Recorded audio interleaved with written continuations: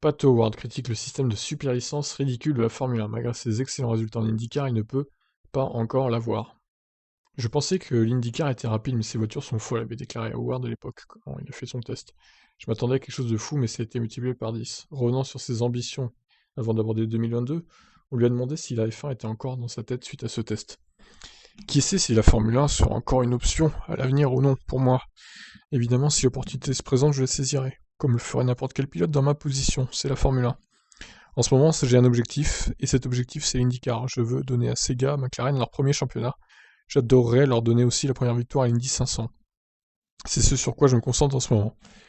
Mais pour la F1, oui, c'est mon rêve, c'est le sport que je suivais quand j'étais gamin. Maintenant, il y a un sésame à obtenir, une super licence obligatoire. Je n'ai aucune idée de comment ça marche. Mais c'est ridicule que quelqu'un qui a terminé 4ème et 3ème du championnat IndyCar n'ait pas la super licence. Et je pense que beaucoup de pilotes sont d'accord avec moi. Ouais, il a raison quand même, c'est abusé quoi. La 4ème place vous donne 10 points, la 3ème vous en donne 20, mais j'en ai besoin de 40. Oh, dur. Je n'ai pas été trop stressé à ce sujet, mais pour être honnête, je vais juste essayer d'obtenir 10 points de plus cette année.